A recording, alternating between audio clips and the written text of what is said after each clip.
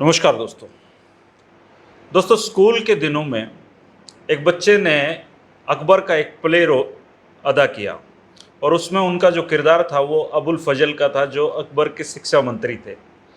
उसके 25 साल बाद वो बच्चा हरियाणा प्रदेश का शिक्षा मंत्री बनता है और जीवन में वो 9 चुनाव लड़े, जिनमें से 2 पर उनको जीत हासिल की। 1982 में वो हरियाणा प्रदेश से शिक्षा मंत्री रहे। फिर जब चौधरी बंसीलाल की सरकार आई तब फिर वो मंत्री उसमें रहे। उसके बाद जब चौधरी भजनलाल की सरकार 1991 में बनी तब भी वो प्रदेश में मंत्री रहे। और सिरसा हलके में या पूरी सिरसा की अगर सियासत को देखें तो चौधरी देवीलाल परिवार के बाहर किसी ने अगर राजनीतिक पहचान बनाई है तो जगदीश नेहरा जी का स्थान उनमें सबसे ऊपर आता है। आज हमारे साथ ये राजनीति की बातें करने के लिए मौजूद हैं। नेहरा साहब, आपका स्वागत है। धन्यवाद, थैंक यू। सबसे पहले तो नेहरा साहब आपके बचपन के बारे में बताइए, क्योंकि आपका जहाँ जन्म हुआ था वो इलाका तो पाकिस्तान में है। हाँ जी, वो बॉर्डर है, बॉर्डर पे हमारा गांव था जो फाजिल्का के पास था जी। और वहाँ से 2 किलोमीटर दूसरा गांव था, उससे वहाँ गांव दिखाई देता था। अच्छा। और वहाँ भी हमारी ज़मीनें थी। आगे भावलनगर डिस्ट्रिक्ट था, उसके परली तरफ भी हमारी ज़मीनें थी। भावलनगर में भी हमारा मकान वगैरह था जो डिस्ट्रिक्ट जी। हेडक्वार्टर था। तो इनको मैं देखने के लिए 1997 में गया था। अच्छा, लाहौर गया। आपने अपना पुराना घर देखा। हाँ, लाहौर गया। लाहौर में फिर भावलनगर गया। भावलनगर में भी हमारा घर था, वो भी मैंने देखा। और फिर मैं अपने गांव में गया, तो गांव में भी मैंने अपने गांव पुराना देखा, जो मेरे थोड़ा बहुत याद था जी। वो मैंने वहाँ देखा। और वहाँ के लोगों ने काफ़ी प्रेम दिखाया। अच्छा। पहले तो वहाँ पुलिस के साथ, मेरे साथ पुलिस वाले थे, तो जब उन्होंने आवाज़ लगाई भी नंबरदार जी घर हैं क्या, तो पुलिस को देख के सारे चुप गए। हमें ऐसा लगा भी गांव सुनसान है। जी। लेकिन जब उसने कहा कि भाई तुम्हारे कोई है घर में नंबरदार जी, और तो कहने लगे जी वो तो बाहर गए हैं। अच्छा। तो बाद में उनको कहा भी यहाँ जिनकी ज़मीनें थी वो आए हैं, तो आप मिलो उनसे। जब ये बात पता लगी तो फिर सारे गांव के इकट्ठे हो गए। अच्छा। फिर जो गांव के बीच में जगह होती है जहाँ, वहाँ चारपाइयाँ वगैरह ले आए और सारे बड़े खुश हुए। और हमें पूछते भी रहे हिंदुस्तान की बातें, जी। हम उनको पाकिस्तान की बातें पूछते रहे। और सारे यही कह रहे थे जो भी वहाँ बैठा था कि जी हमारे घर चाय पियो, हमारे घर चाय पियो। और इतना प्रेम दिखाया। प्रेम दिखाया। फिर एक घर में हम चाय पी के भी आए। जी।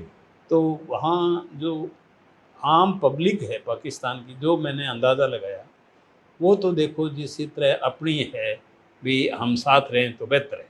जी। और जो मिलिट्री या पॉलिटिकल आदमी हैं वो नहीं चाहते कभी हमारा मेल जोड़ हो, क्योंकि उनकी पॉलिटिक्स खराब होती है, मिलिट्री की लूट खराब होती है। अब ये देखो आप कि आयूब खान ने रणकच्छ से लेके कश्मीर तक जो बॉर्डर के ज़मीनें हैं जी। वो एक मरबा, मतलब है, एक जो अनकमीशन्ड उनके नाम सोल्जर हैं उनको दे दिए हैं रिटायर होने के बाद। जी। और जो कमीशन ऑफिसर हैं उनको 2 मरबे दिए। 2 मरबे। बताओ, सारे ज़मीन। इसलिए पाकिस्तान में तो आर्मी की लूट है।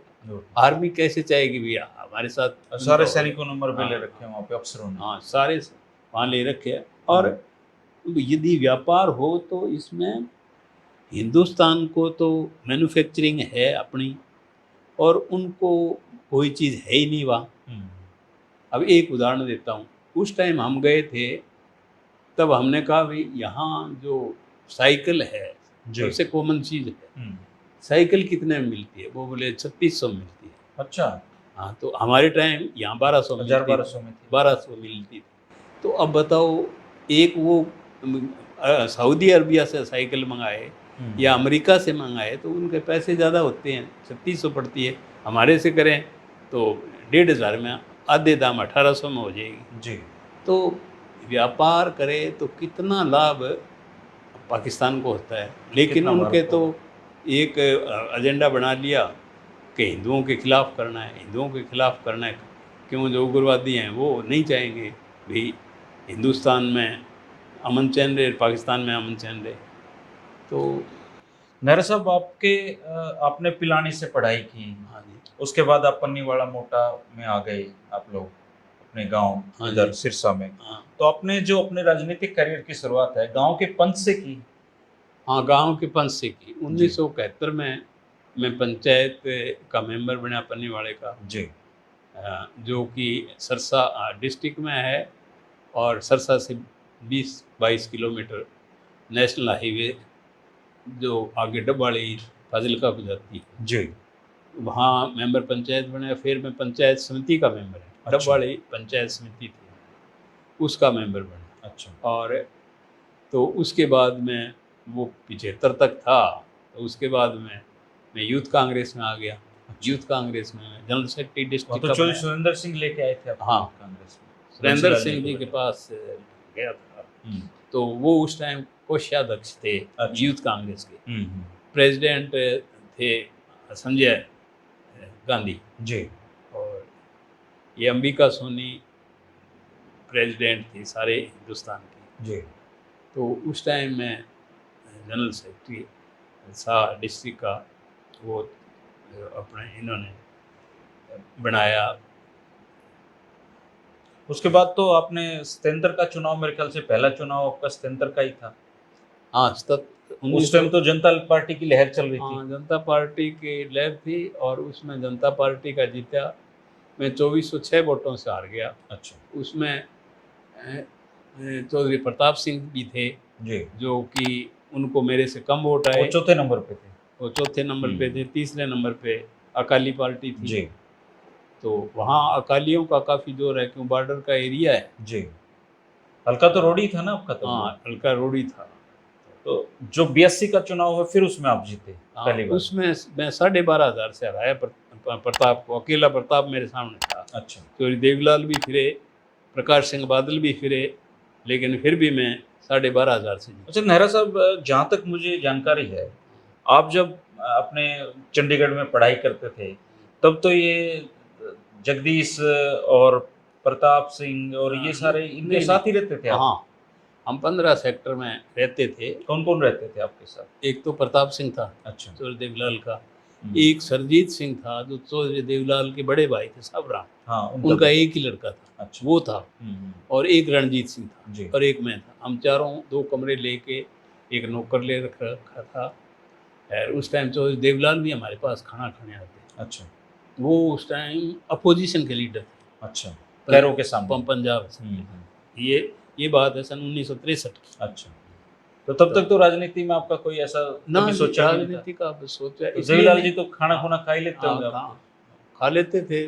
वो उस टाइम नॉन वेजिटेरियन थे। हम्म, तो वहाँ ज़रा ठीक था, क्यों घी हम गांव से ले आते थे, सारे ठीक बैठे थे, तो वो आ जाते थे, कभी कभी आते थे। अच्छा।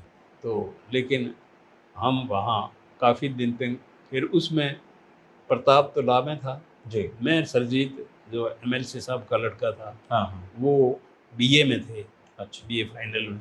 और रणजीत सिंह थे, वो फर्स्ट ईयर फर्स्ट ईयर में तो साथ ही रहते थे। साथ ही रहते थे। लेकिन जब आपने सियासत में हाँ आने का फैसला किया हाँ तब तो आपका सीधा टकराव भी चौधरी देवीलाल हाँ। परिवार से हो गया। तो जितने भी चुनाव, मोस्टली जितने भी चुनाव लड़े, उनमें यदि मैंने 9 चुनाव लड़े तो 7 उनके खिलाफ ही लड़े। अच्छा।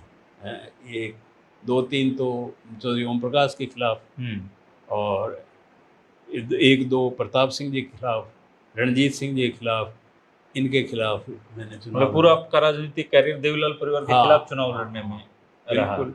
तो क्या इसकी वजह से आपको कोई दिक्कतें नहीं आई उधर? आई दिक्कतें, बाद में आई दिक्कतें। तब आई जब हमारे ही जो हाई कमांड के जो हमारे ऊपर नेता थे, जब वो हमारी टांग खींचने लगे, तब हमें दिक्कत आई, वरना पहले दिक्कत नहीं आई।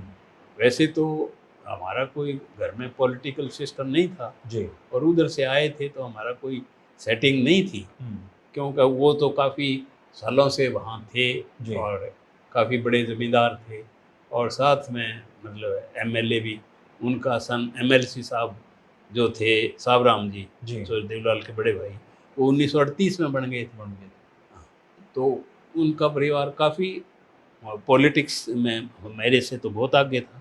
जी। लेकिन मैंने लोगों से ठीक ठाक करके और और इनका शुरू से लोगों को दबाने का, डराने का चक्कर रहा है। आज भी वही चक्कर है। अच्छा। और आपस में मिलके चुनाव लड़ते हैं। अब 5 बड़े हैं ना चौटाला, आपस में मिलके लड़े हैं चुनाव। अच्छा, लेकिन ये तो कहते हैं कि जैसे दुष्यंत है, हाँ, ये तो हमारा एक तो इन्हें कुल का ही नाश कर दिया, इस तरह की बातें भी कहते हैं। अब तो अलग अलग हो गई तो और क्या कहें, और तो कोई कहने को। लेकिन मदद करते हैं आपकी नज़र में? हाँ, नज़र में क्यों, ये अलग अलग पार्टियों में सारे इकट्ठे मिले हैं। अच्छा। 5 ऐसे थोड़े ही बन गए। हम्म, 5 इनका पैसा भी है, नाम भी है, और मिलते हैं आपस में जी। मिलके भी। उसका सपोर्टर है वो वहाँ जाके उसकी मदद करता है, उसका सपोर्टर उसकी मदद करता है। ये तो वे अलग अलग पार्टी से। अलग अलग पार्टियों से है सारे। हम्म, तो ये भी मुश्किल आई तो, लेकिन फिर भी 1991 का फिर मैं जीता। 90 का चौटाला साहब के खिलाफ था। उपचुनाव था। जब यहाँ मैं कांड करके हाँ गए जी, थे ना, हाँ जी। उसके बाद में चौटाला साहब 90 में वहाँ लड़े थे, हम्म, तब मैंने लड़ा था। तो उस टाइम लोग डरते थे इस बात से, कभी ये तो वहाँ मार के आए हैं और कुछ नहीं हुआ तो हमें ही मार देंगे। तो इस तरह की इनकी भावना इसी तरह की है, आज भी है।